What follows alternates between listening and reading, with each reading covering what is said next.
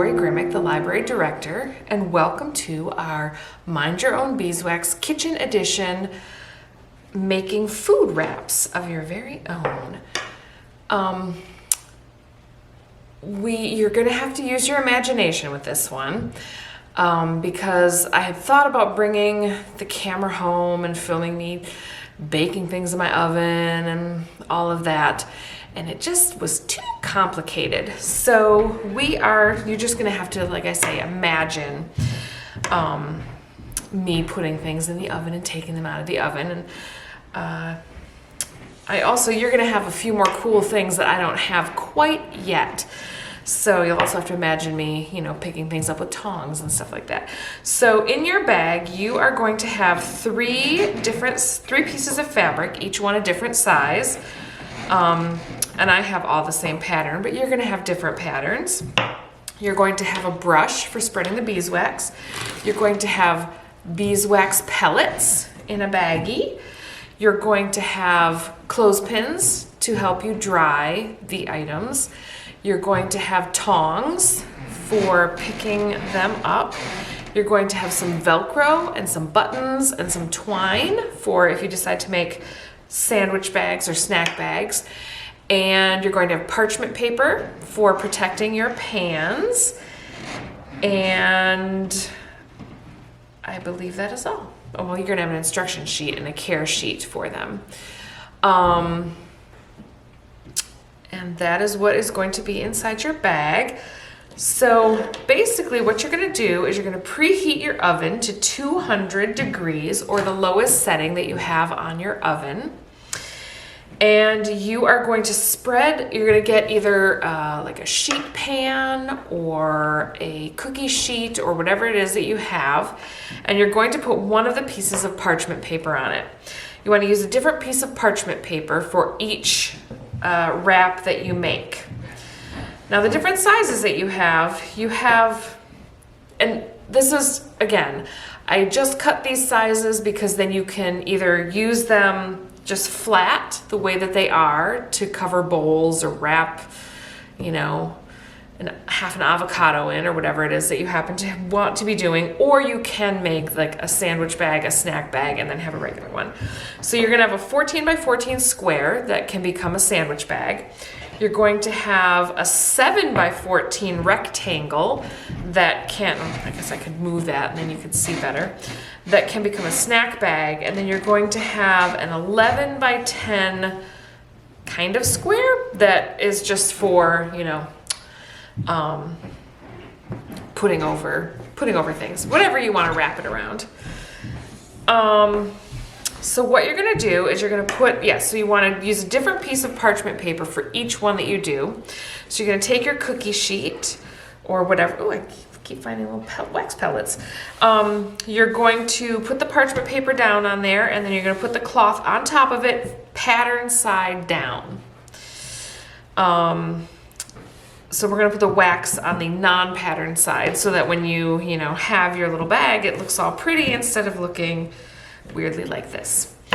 So put it pattern side down, and then you're going to sprinkle the wax pellets over your fabric. They're jumpy little buggers, aren't they? You want to make sure to get some near the edges, and they don't have to be super thickly on there. Basically, even the biggest piece of fabric that you have, they say 2 tablespoons of the beeswax pellets. So, you can dole them out accordingly, but they don't have to be crazy thick on there, but you do want to make sure that you have some near the edges.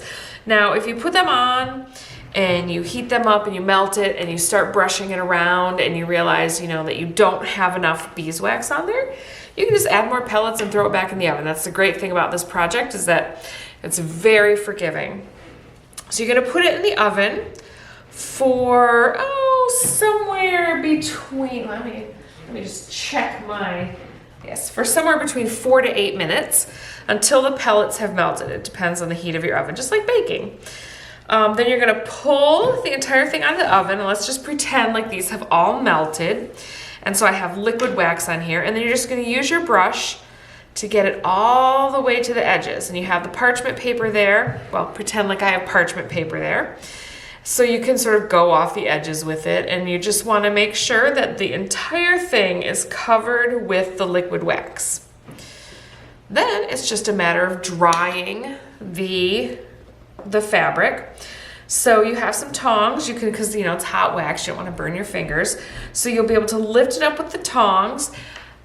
Oh, that's what I was going to say. You're going to want a hanger, most likely. I mean, you can just drape it over something to dry it, like a chair back, or if you had a drying rack or something like that. But I put clothespins in there, so if you have a hanger, then you can just clothespin it to the hanger, pick it up with the tongs, boop, clothespin it to the hanger. And they should be dry pretty quickly. So when you touch them and wax no longer comes off on your fingers, then it is good to go. I'm going to pour these back into my wax pellet bag so that I can show you how to make the sandwich bag. Oh, yep, see, some of those stuck on there. How to make the sandwich bag and the snack bag. We'll start with the snack bag because that one is easiest. So you have your 14 by 7 inch piece of fabric that has been all coated with wax, and you want to fold it on itself with the pattern or the untreated side on the inside. And then basically you're just going to sew up the side. And this is very handy because, as you can see, I cut a little bit crooked.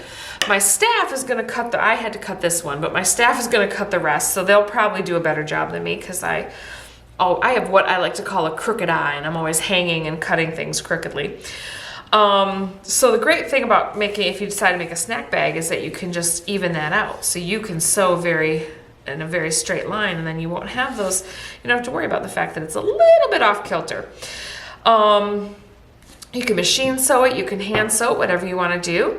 Sew up each side all the way to the top, and then you're going to turn it inside out. So we're going to pretend like that was sewn and I turned it inside out. And now you have your snack bag.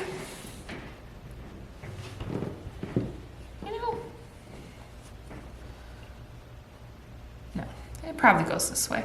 I was like, oh, I wonder if I was supposed to do it the other way, but that doesn't make sense. See, I always figure these things out as I go along. You can do it any way you want, I suppose. And now the Velcro, you can adhere, it's adhesive Velcro, so you can just adhere that one side of each to each. That doesn't make sense the way I said that. You can adhere one Velcro to each side of this, boop, and you have a snack bag. Now the sandwich holder is the 14 by 14 square. And this one is a little more swank.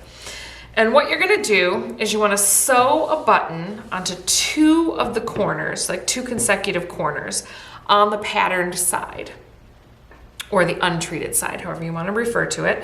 So you're just gonna put a button in two consecutive corners. It's a square, so it doesn't really matter which, corners you use, just so long as they are next to each other. And then when you have your sandwich, you're gonna flip it over and you're gonna put your sandwich in the center, and then you're gonna fold this into thirds. Doop, doop, over the sandwich. Now we're gonna say that I put my buttons into these two corners. So holding onto those, and you're gonna flip your sandwich over, and you fold these in over the sandwich. Now my two buttons are right here. And then basically what you're gonna do is, you're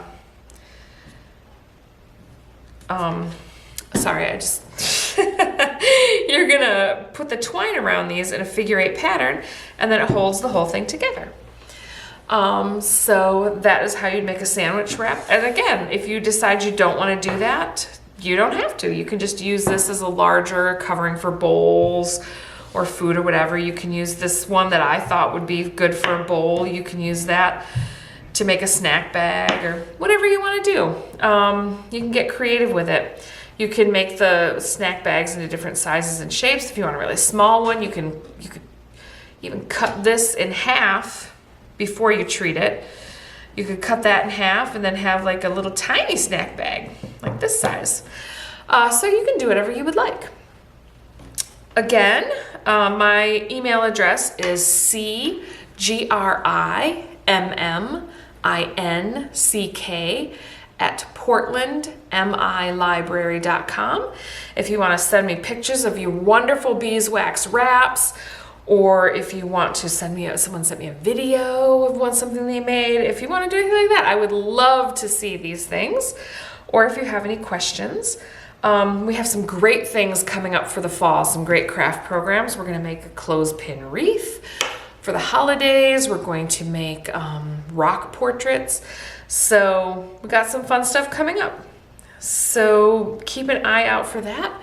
And I think that is all with our beeswax wraps. Thank you so much for signing up.